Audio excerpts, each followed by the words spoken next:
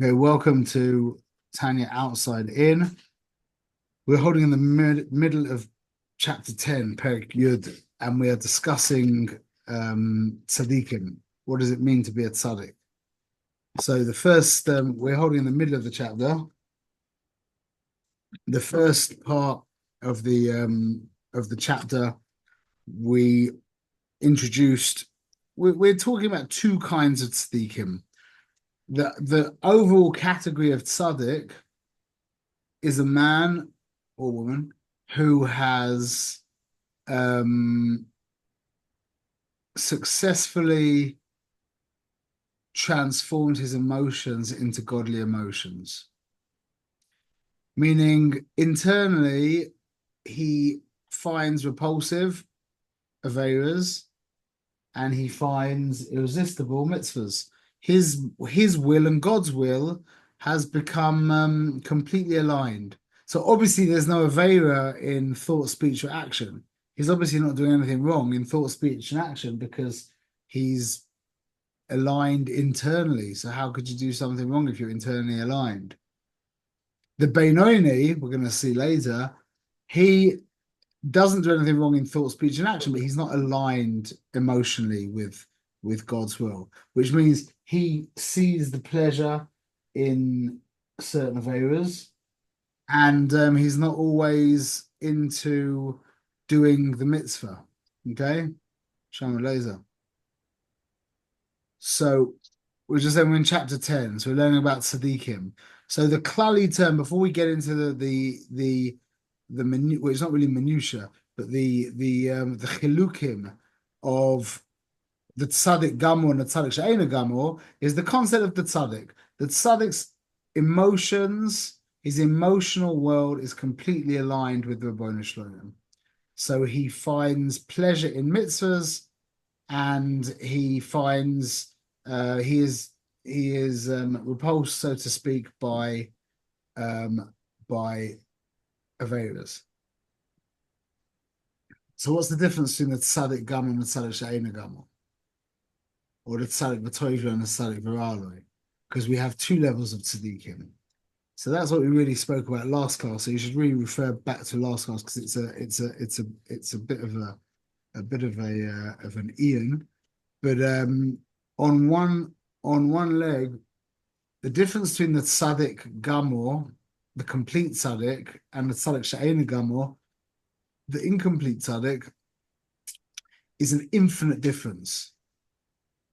The difference between the tzaddik she'ena gamor, and the rasha gamor is a very, very, very big difference, but it's not an infinite difference.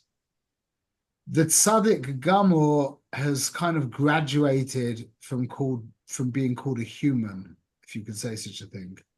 He's become godly. He's a godly person, meaning his human element has actually been transformed into his godly element, which means he has no Yetzer Hara, he only has the Yetzer Tov. He has two nefashos elokios, however you would say that. He has two godly souls. How did that happen? The very core of the soul, anyone remembers what we called the very core of the soul?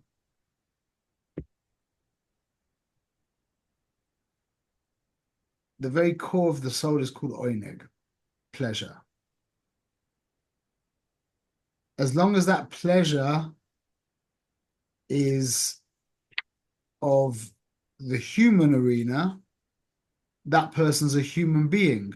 Now, his emotions could be completely aligned with God, and he doesn't pay attention to his pleasure, but he's still a human being, a very, very elevated human being. So a very, very elevated human being is making decisions with zero consideration for his own pleasure. That is not a part of the cheshbon. For the most elevated level of human being, I'll say that again, the most elevated level of human being, that person, his own personal pleasure is not of any consequence to him. But he still has pleasure. The tzaddik gamor that that pleasure has actually gone. It's not there anymore. It's become godly. That's the difference in the tzaddik gamor and the tzaddik she'eino gamor. So if we're saying like the theme of the soul. Speak louder so you can hear. If we're saying that what would you say the pneumius of a person is his oneg? The person himself, the very essence of that person is called pleasure. So if the tzaddik gamor has no pleasure, so what? No human pleasure. The human pleasure. Oh, so the human pleasure is transformed into godly pleasure. So now this is the crazy thing, is that the tzaddik gamor can actually go above his godly pleasure. He can actually serve Hashem on a level beyond the nefesh of the keys. We'll talk about that. That's what Hashem right now, actually, in a little bit. Okay, so now we said another very important thing. How do you know how much you love someone? What's a good way of seeing how much you love someone? How much you're willing to give to them? Yeah, that's good. But there's another way. Another way, which probably you weren't thinking about, is how much you hate their enemy. I'm sure you weren't thinking about that. But the level to which you love somebody will be expressed in how much you hate their enemy. You can't be aligned with two opposite things. So when you're in love with somebody, it means you're aligned with them. And if you're aligned with them, that means that you have to, by definition, be unaligned, not aligned with their enemy. So that's why it says that the tzaddik gamor, he hates sitra achra b'tachlis asina. The ultimate level of hatred he has for sitra achra. That's why you say, Ohev Hashem sinu ra. The ones who love Hashem, they hate Ra. And commensurate with our love for Hashem will be our hatred for Ra. What does that mean, we hate Ra? That does not mean that we're holding a picket stick saying down with iPhones and burning shaitels and screaming about, screaming stuff to the Tzionim. Yeah. Sinu Ra means anything selfish is abhorrent to the tzaddik gamor. A tzaddik gamor who sees someone eating kosher cake, but it's all about himself, that will be absolutely repulsive to him. But the cake itself is not repulsive. The cake itself is not repulsive. Why? Because the cake itself is possible to be elevated. That's it's sitra achra, but it's sitra achra in the potential that it could be used. It could be drafted into kedusha. So what the tzaddik gamor hates is, he said, I'll read you the words here. It says, that a man is having pleasure. When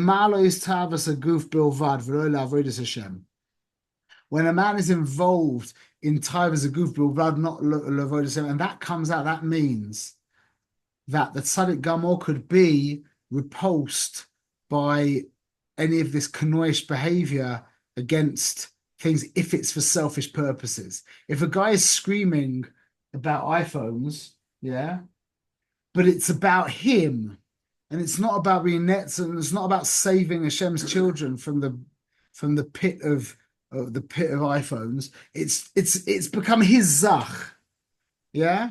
That's his identity. That the tzaddik gamor will find repulsive. Mamash find it repulsive, and it could be that a guy who's doing an aveira, that he's stuck and it's an addiction and he wishes he wasn't doing that. Yeah, it could be the tzaddik gamor won't be repulsed by that at all, and he'll have rachmanas gamor on the guy who's doing that wrong thing. You with me? The tzaddik gamor can't tolerate a person being involved in his own pleasure for the sake of his own pleasure. Doesn't he see the good in these people? Like, he's not... Probably, I'm sure he sees the good in the people, but the actual act of being misaneg yourself, yeah, to the tzaddik gamor is repulsive. So it's not that he's repulsed by aveira, that's for sure, but he's repulsed by selfishness. That's really what he's repulsed by. And what is selfishness? Selfishness, by definition, is going after your own pleasure. That's always the definition of selfish. Going after your own, what there? Going after your own pleasure. Pursuing your pleasure as an end unto itself is the very definition of selfishness. Okay. So we're about 10 lines down on page Tesvav. First one is Heifach. V'tzadik she'eina gamor. So the incomplete tzaddik. Sorry, where are you? We're on page Tesvav, chapter 10, page Tesvav. First word of the line is Hafach. About 10 lines down. Thank you. So there's a dot there. V'tzadik she'eina gamor hu. She'eina soiner sitra achu v'tachlis asina. He doesn't hate the sitra achu v'tachlis asina. L'chein eina moyes gam kein b'ra. He's not repulsed by ra, v'tachlis. V'chol she'eina sina v'amus v'tachlis. And in any situation that the hatred and the disgust is not absolutely utter, it means that he's got some kind of pleasure left there. How can you be repulsed by something if you're not utterly repulsed by it? That means there's some kind of love left there. There's some kind of pleasure, not love, some kind of pleasure left there. And this is the predicament of the tzaddik she'eino gamor. Now that can vary. That amount of pleasure can vary. And he didn't completely remove the filthy garments from his pleasure, meaning he still has some of his own selfish pleasure left. And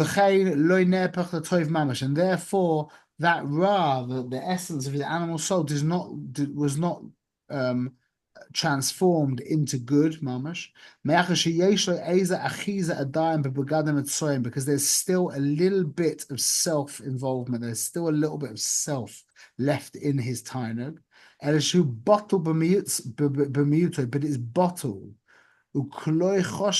And it's not considered anything. And therefore it's called tzaddik. The ra kafu for bottle, and the ra is subjugated to the tov, or to him. So what's this bittul? Gabriel, you there?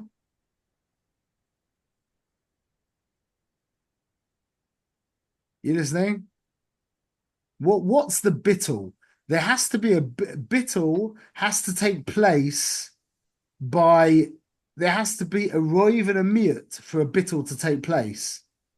So when we're saying that the ra, the pleasure, the ra in his pleasure, the selfness of his pleasure is nullified, what's it nullified by? This is a good Tanya question. This is a deep question. Say what, right on you?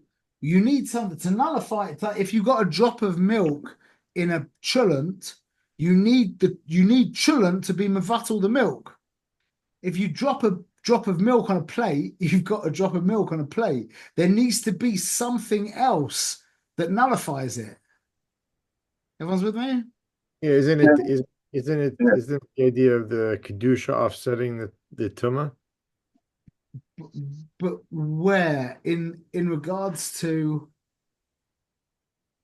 meaning like by we say that Moshe was buried by Baal Peor because Baal Peor was the most disgusting and filthy and full of tumah thing in the whole world, and that the world would have ceased to exist if there wasn't an offsetting kedusha, and the only offsetting kedusha that was equal to that was Moshe Rabbeinu being buried there. where did you hear that? Moshe Chaim Eid. That's from the Otzes Chaim. Yeah, that's that Arizal says that. Yeah, very good. So the bittul of the ra here is connected his emotions, meaning because his emotional world is so, it's not that, see, the ra exists in his pleasure. Yeah, there is ra in his pleasure, but the fact that he hasn't, if he had removed them all, then it would become completely toiv. So you can't say it's nullified there because it's there. What is it that nullifies that ra in the pleasure? Is the toiv of his midas, of his ava and yira. Because his emotion, his godly emotions are so powerful and so complete, he doesn't experience that shemetz of pleasure. That's why he's able to ignore his pleasure. That's why a person who still has emotions towards his pleasure, yeah, he can't ignore his pleasure. The fact that this man is so worked out emotionally, he's so in line with God emotionally, means that he is able to completely ignore his own pleasure. It's not a man da'amar in his world. So that's why it's called Tzadik V'Ra'aloi, because the Ra is to him. V'Ra Kavu V'Batel Loi. Why it's to him? Because that's where the emotions are. That's where the self exists. So it's bottled to him, to his emotions. But okay, if you're not understanding that, that would maybe take some McDonald's. So don't worry if that went over your head. But okay, and therefore his love for God isn't utter. And therefore he was called the tzaddik she'eino gamo. He's not a complete tzaddik. So now we've got these two words for the same person. We've got Guys, have a good night. Thank you. That don't know if you said that to us. That we've got the tzaddik she'eino gamo is also called the tzaddik v'ra'aloi. It's called the tzaddik v'ra'aloi. It's describing the same person, but we're talking about two different sides of the same coin. So the tzaddik v'ra'aloi means that the ra is to him. There is ra in his pleasure, meaning there's still a person there. There's still sense of self, but it's to him, meaning he's in control of it and it's battle to his emotions, where the real sense of self exists. He's called the tzaddik she'eino gamo because he's not complete in his love of Hashem. Because there is that, even though it's battle, there's still a shemetz of love left for the. 1 second. Okay, Hashem ein betachlis. L'chein nikra tzaddik she'eino gamo.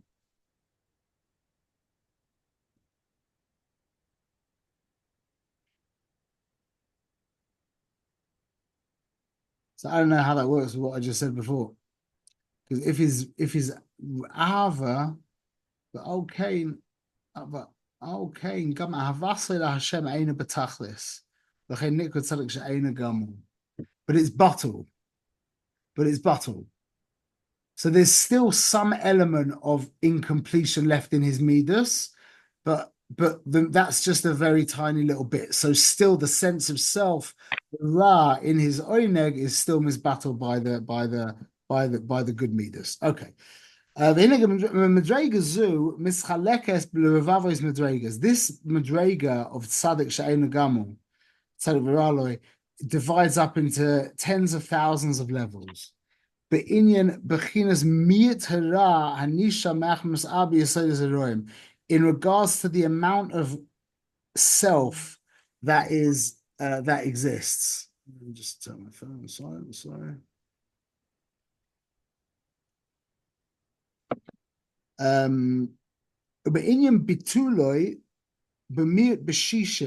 Now the inyan of the bittul could be at a level of a 60th, al derech mashal, or be'elef v'ravava, or it could be 1,000,000, 10 million, or kiyotze, al derech mashal, or it could be anything like that. There's a bittul begins at 1 in 60.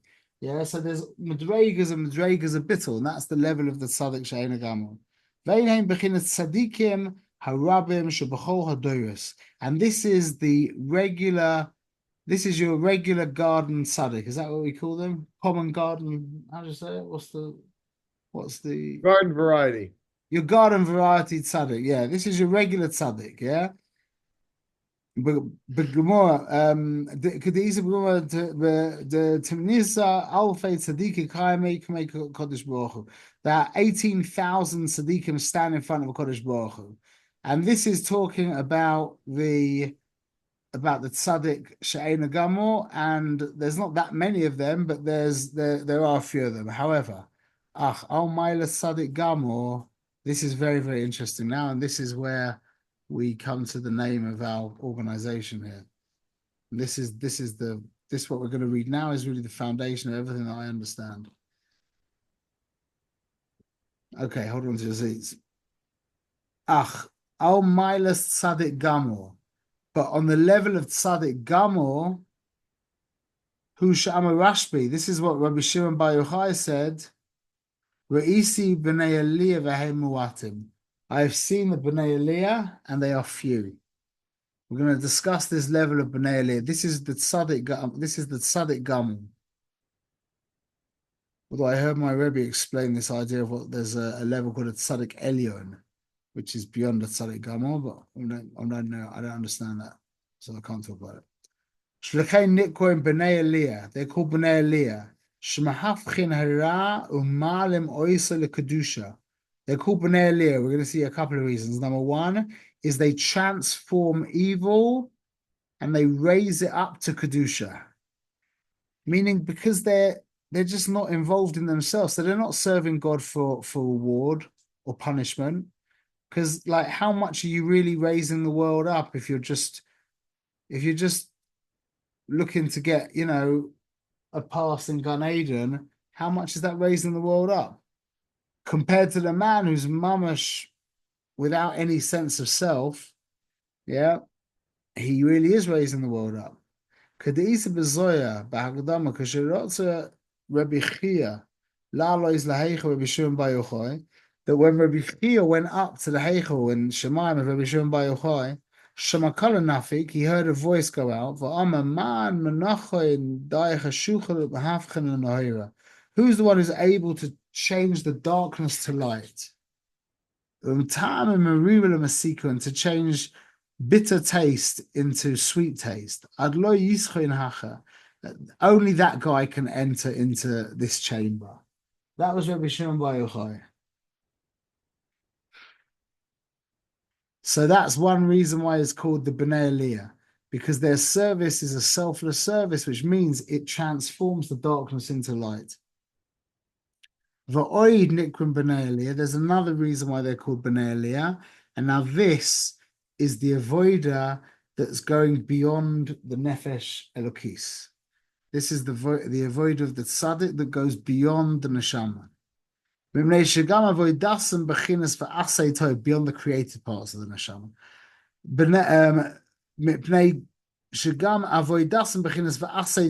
avodah is on the level of asay toiv, to do good.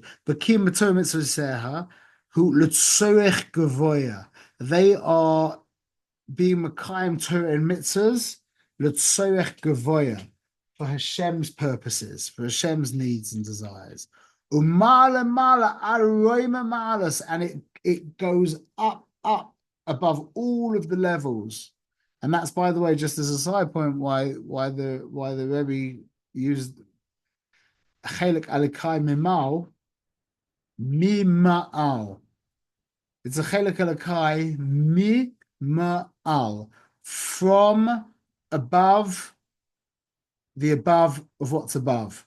Mima'al, 3 levels, and he says mala ad roima malas. So mala ad roima malas. It's the same. That's the avodah of the yechida, which we'll speak about. B'ezrat Hashem.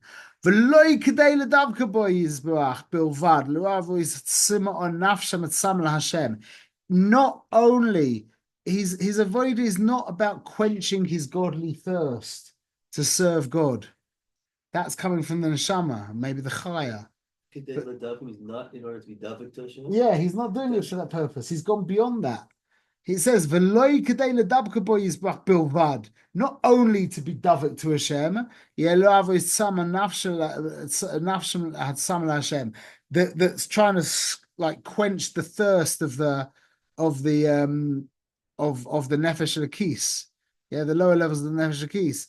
Tzemach Nafshem had Samal Hashem that is thirsting for Hashem. Kamosh Kasev, Hoi cold Samal Chulamayim.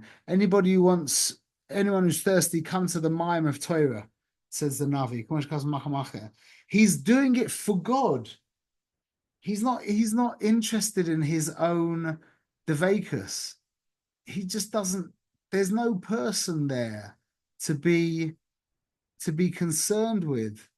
So if there's no you there to be concerned with, then who are you concerned with? Why are you serving God? Well, because he needs you to serve him. And that's the Madreg of the Tzaddik Gamor.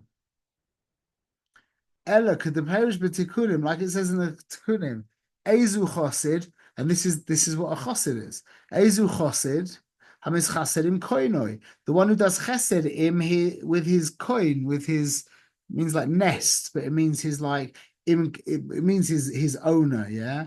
Im kan delay with his nest, liyach the kudsha bruchu shchinte b'tachtoinim. That's what he's doing this for.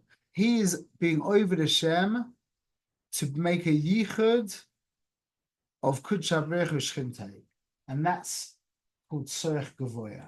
That's what Hashem wants. It's not about me being David to Hashem. It's not about me serving Hashem. It's about Hashem's needs being met. That means like just. That's called Should we call it doing the right thing? Yeah, that's why in our generation, this is how. Let's finish the words here, and we'll speak about it because it's so important.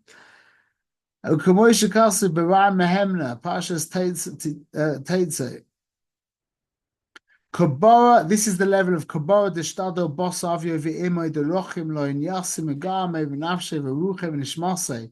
It's the level of the child who exerts himself after his mother, after his father and his mother, and he loves them more than he loves himself, more than his nefesh, more than his ruach, and more than his neshama. And he will give up his life to redeem his parents. That's really the end of the chapter, but then there's some parentheses. Both of these go up on two sides of the same thing.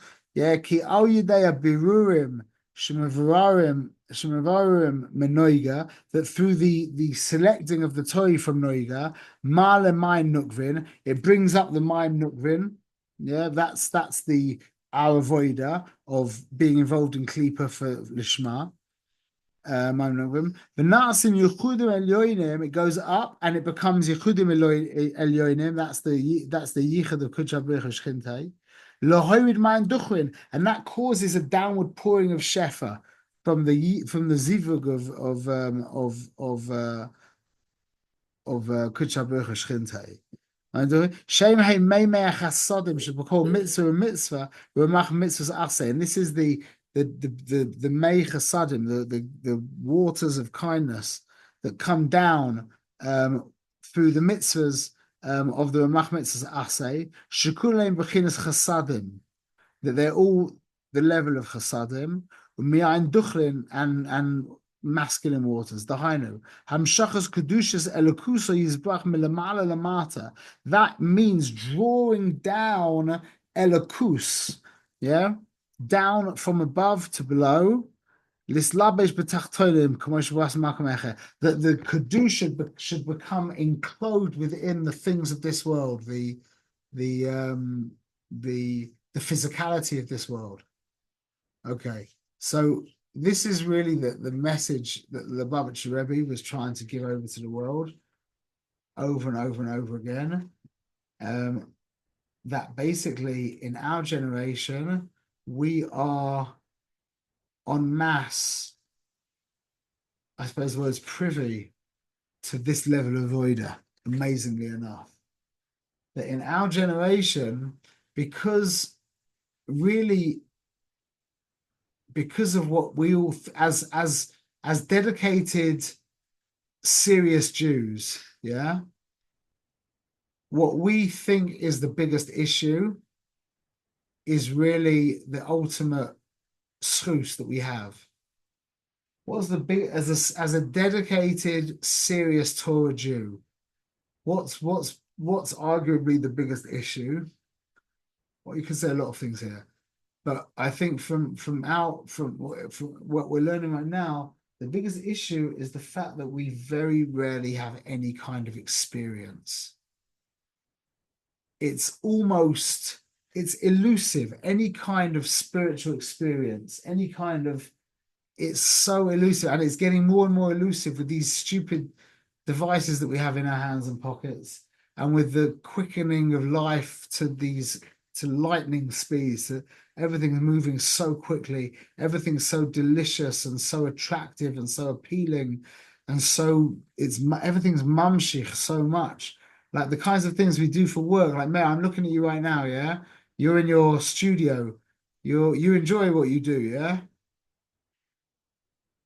You enjoy what you do generally for your work? I think you have to get to know me a little better.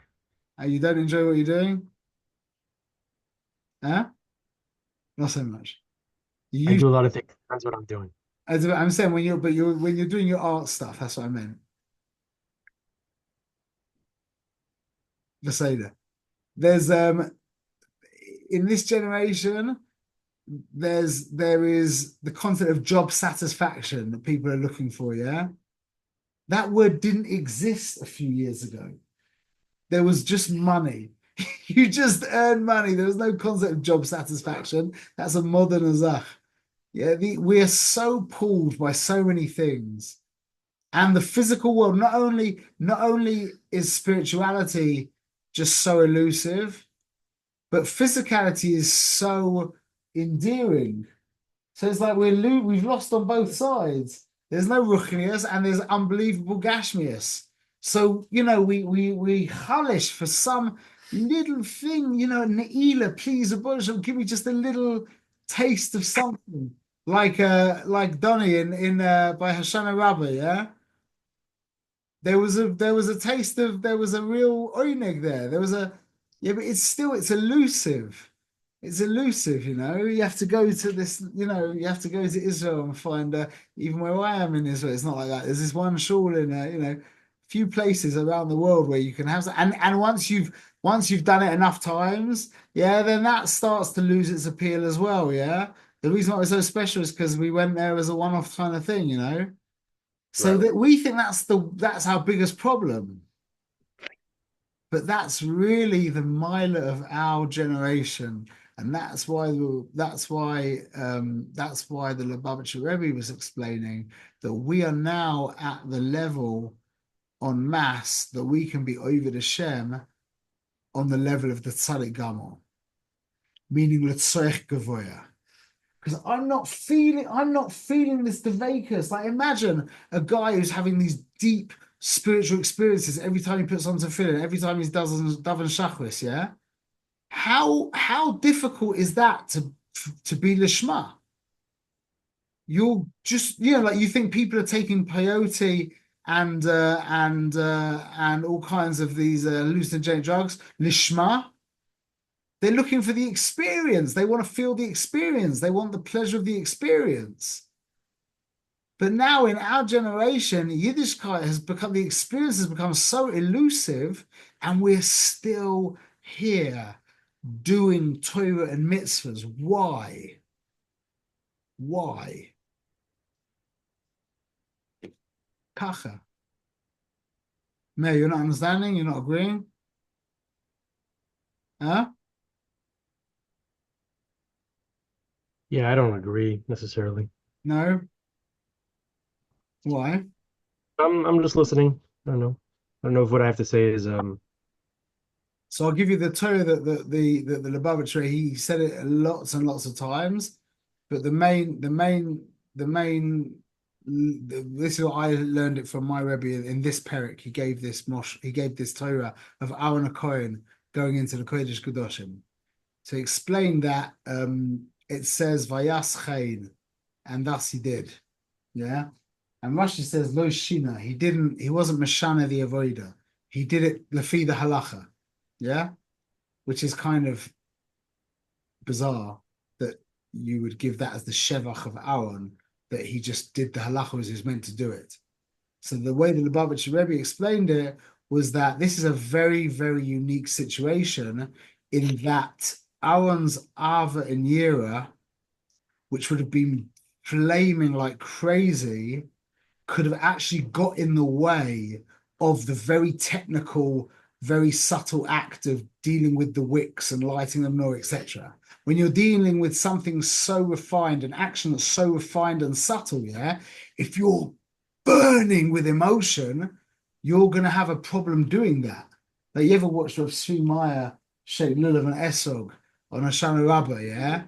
I couldn't imagine that man walking into the Kodesh Kedoshim and into the Kodesh and dealing with the wicks of the menorah. It would just be it would be carnage of broken glass and oil and fire, and he'd be on the corner like covered in oil and fire, like just shaking.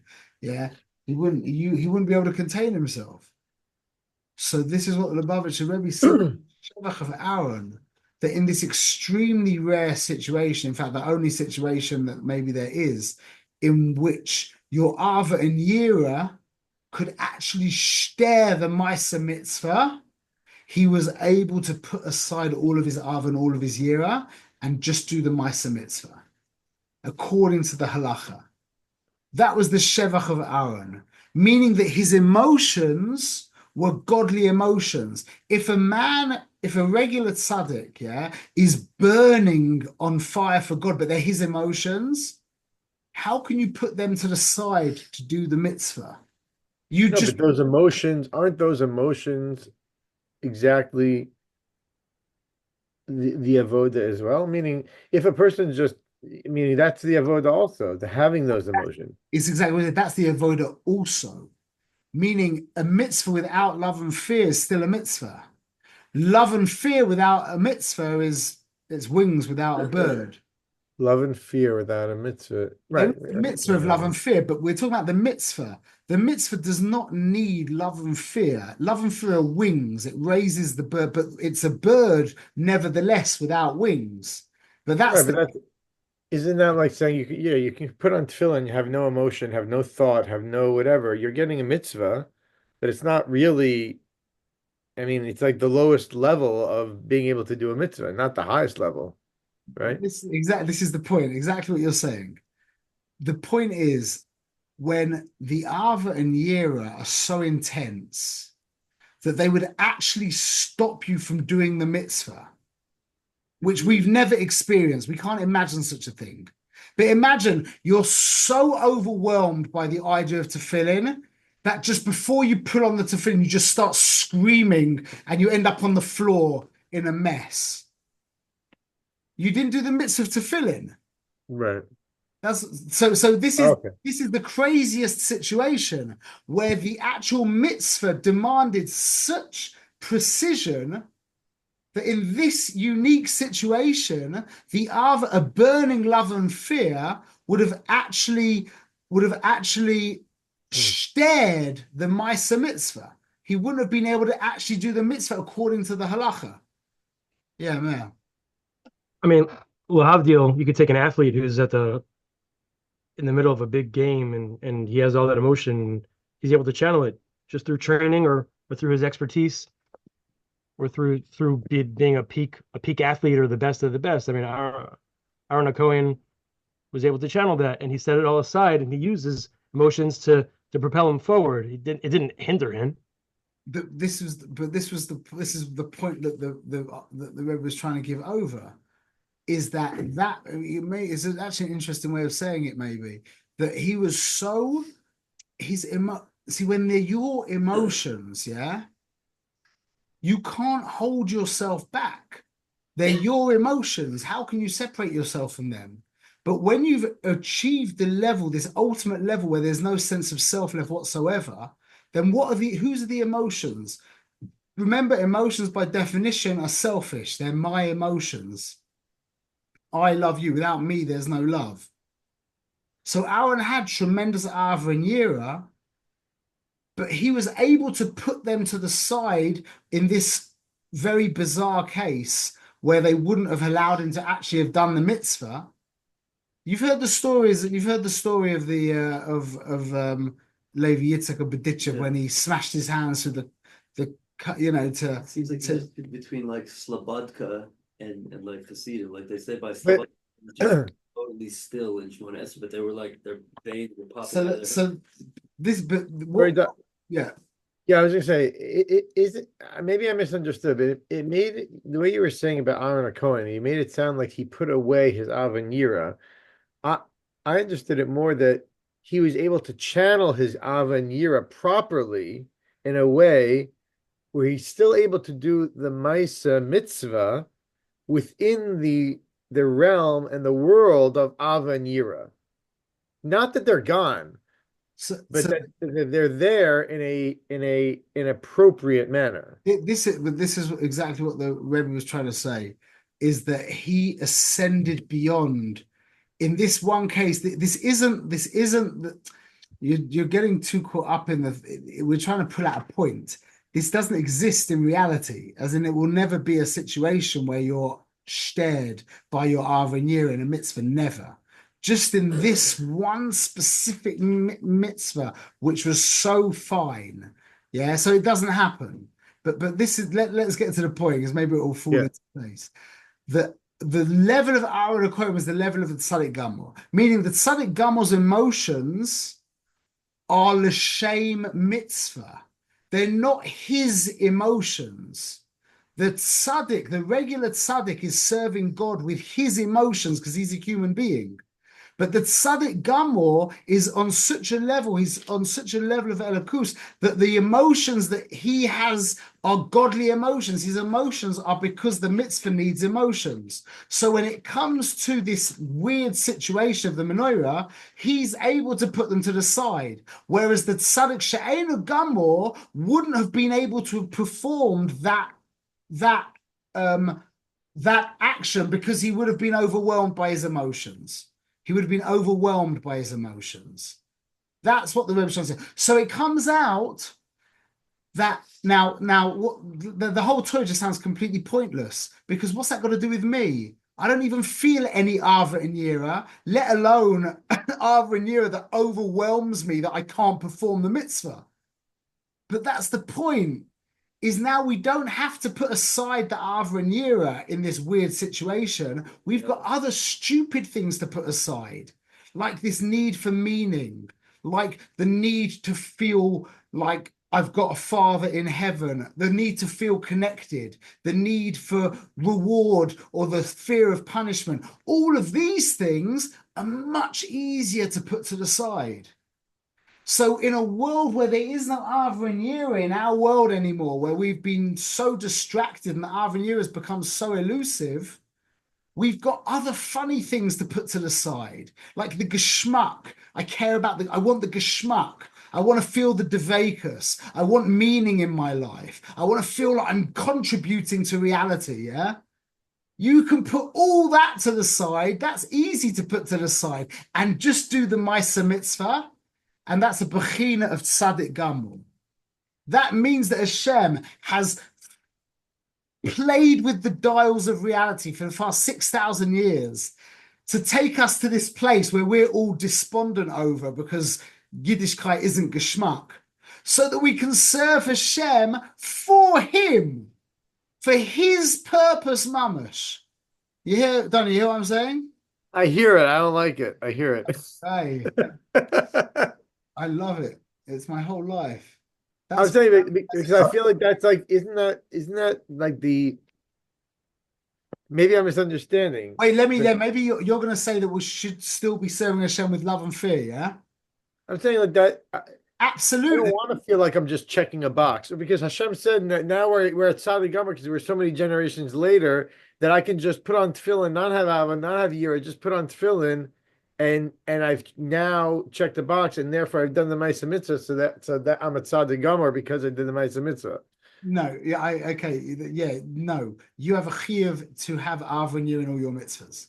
Yeah. But when you don't have Ava and Yira in your mitzvahs, yeah, which is probably going to be the majority of time, yeah, and you still do the mitzvah, yeah, because the Boin Shalom wants you to do the mitzvah, and right. you're getting nothing from the mitzvah whatsoever. Right. That's Givaldic. Uh-huh. This does not putter you from serving Hashem with Ava and Yira. On the contrary, you're meant to be serving Hashem with Ava and Yira, and you have a mitzvah to do whatever you can to serve with Ava and Yira. But that's not our Matthias most of the time. We're trying to get a geschmack. We want the So we have we the want opposite problem of art. I mean, he's like exploding with Ava and Yura. Yeah, we whereas want- we want to have that. we feeling. want to have We don't Arvin here. have We it. want to have the geschmack. But the Rebbe is saying this is the avoid of our generation. Is you're serving Hashem without a geschmack. That doesn't mean you shouldn't be doing everything in your power to have a geschmack. But most of the time we're doing it, there is no geschmack. There is nothing there. We're just doing the mitzvah. The geschmack is really for you. That's not Yes, Ava and Yira. Ava and Yira is not a geschmack. Yes. Ava and Yira is I want to do this for you. That's what it is. Ava and Yira is the ratzon to do what's in Hashem. And I have a different understanding of what Yira really is. Maybe that's why. There's different madrigas, there's different ways of understanding. We're talking about Yira is really just, I think to me, just an awareness of what you're doing. Not so much so that's what we're not talking. We're talking about the energy. When we're talking about the Arvin year, we're talking about energy to do the mitzvah. What's compelling you to do the mitzvah? yeah. When we don't have these deep I understand. emotions to do it, and we still do it, you need Yeah. to know that that is a very, very heiliger matzav. Not that potters you from striving for Arvin Yira. That was the message that the Rebbe was. That was the whole message of the Lubavitcher Rebbe, and it's amazing in my mind. Yeah, man. I like that. you know what's a big kasha in all this? Yeah, go on. Is the original Hasidim who used to miss Zman Tefillah because of their Ava and Yira. Yeah. Yeah, that is a very big kasha. I hear you. Mayor, what were you going to say? When you denounce our current society as making it difficult to have this geschmack, and you're saying it on behalf of the Rebbe, but the Rebbe was not in this current society. Like the struggles from 30 years ago are quite different from the struggles today. So I don't think we should make that blanket assessment of our issues today. There were no iPhones distracting us. There were much of the stuff didn't exist. So I think I personally have always felt that a lot of this stuff that the more Frum Welt denounces is actually the stuff that we should be using to provide the geschmack with Torah values. So I would propose that the Rebbe saw that the world was darkening, if you will, and this is one of the reasons he sent people out into the world. All other Hasidim say, stay here, let's isolate. But the Rebbe sent everyone out in the world.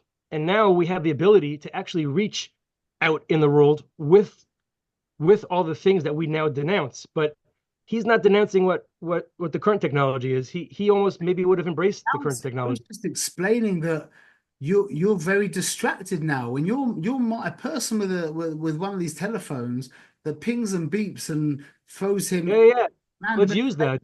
Churns your mind. It affects your mind. But distract me with the geschmack, though. Distract me with geschmack. If the geschmack lived up to the level of my pings and dings, I would be maybe more into it. I mean, maybe you can call that a cop-out, I'm but understanding this totally differently, Mayor. I'm not looking at this as a distraction. I'm looking at this as the way we do mitzvos. The way we do mitzvos, when we put on tefillin, when we daven, when we do all these things, it doesn't matter what we're distracted by, whether it's a phone today or 30 years ago, it was a beeper, or 60 years ago, it was a newspaper or magazine, right? It didn't really matter. The point is that I think, or Diamond is saying, is that what the Rebbe was saying was that we are not now, if we just do the mitzvah, right? It's kind of like we've been not dumbed down, but like we're at a lower level. So just doing the mitzvah itself is an amazing madrega. If you're going to do the mitzvah with Ava and Yira, that's even more amazing. But so what I'm proposing though is that the distractions are always there. There's always a distraction. 150 years ago, before electricity, there was also. I'm saying something different though. The distractions of our generation. Have you looked at a kid who's used one of these devices now for his whole life? When he's like 19, 20 years old now, you see him. He's a different It's like he's just distracted. Not that he's distracted by his mind. When you're constantly thrown, and it's not just these devices, it's the whole society. Everything's so quick, and you're multitasking at levels that no one ever did before. Your mind is just so. That's why there's so much depression, so many issues, because people's minds are like 100%. just flying. You can't. No one can hold their mind down. And everyone thinks it's normal because everyone's mind is so screwed up because they've all got these devices. I see it because I'm in a world. I'm in a little different world. I'm in a bubble where people, put it this way, on Hoshana Rabbah, there's the minhag to say the whole of Devarim, yeah, Sefer Devarim. So I went to a shul where the guy said the whole Sefer Devarim in 1 hour and 20 minutes, yeah, which was insanely fast. I usually go to a shul, it takes 2 hours, yeah. It's Mine was 45 minutes. 45 minutes. I'm watching the entire shul. Literally everyone was just there with their finger following along. I was like, it was so hard for me. And I don't even have one of these devices. Like, just what it does to your mind is it just, you can't be assaulted by random information, never knowing what's going to be coming next, and not pay a price for that. Your brain is getting changed, and not in a particularly good way. Is it possible, just playing devil's advocate here, is it possible that we've achieved a level of being able to consume all this information that we'd never had 50 years ago because these devices have unlocked something in our brain that's allowing us to not multitask, but to absorb information at a quicker pace? Yeah. And if that's the case, so is it not fair to say that perhaps instead of saying we should go back 50 years to when it was easier to serve Hashem, but maybe the serving Hashem should catch up with current trends and technologies? I'm not saying that. I think the way to say it best is that technology makes for a fantastic slave and a terrible master. In fact, I might go as far as to say that technology could make the best slave and the worst master. If you're in control of it, yeah, there's nothing intrinsically wrong with it. I'm just saying that the situation in the world is that a few years ago, I was telling everyone to get rid of their telephones, yeah? I don't say that to anyone anymore because it's just not real. It just doesn't make it. No one's going to, it's like asking people to get rid of their car. Hashem has created reality where you just can't get away from this quick-paced, distracting world. So there's obviously some kind of toelis in it. There's just no way of getting away from it. But you have to, it doesn't mean that you can take it for granted. Don't let your guard down. Just because you have to be involved in it, you can't let your guard down. It's a very, very big nisayon. It really is a big nisayon to keep your mind. Like, you can't, as a Jew, your mind, you have to be like this. You have to be able to go like this. You have to. Even to make money, you have to be able to do that. You see the very choshev entrepreneurs, yeah? A lot of them have gotten rid of their telephones and stuff like that. They're, big choshev people, or they just don't have any connection to any of the bings and pings and beeps that we have, To be choshev, you have to be able to do that. I am not taken away from how difficult that you can't not have these devices. Yeah, I understand that. But we can't let our guard down. And the whole point of what we're just saying, I was just trying to say that it's a dan b'chaf zchus for us, in that it's a chizuk for us. Because even with our very kind of, elastic, scatty minds that have become incredibly sophisticated as well, and that's one of the positives, yeah, don't worry. It's part of the plan. It is part of the plan. But that doesn't mean, again, to just give up to it. Give into it. You with me? Okay. Shkoyach, that was fun. That was good. Thank you. Thank you very much. Okay, chazak v'yamatz.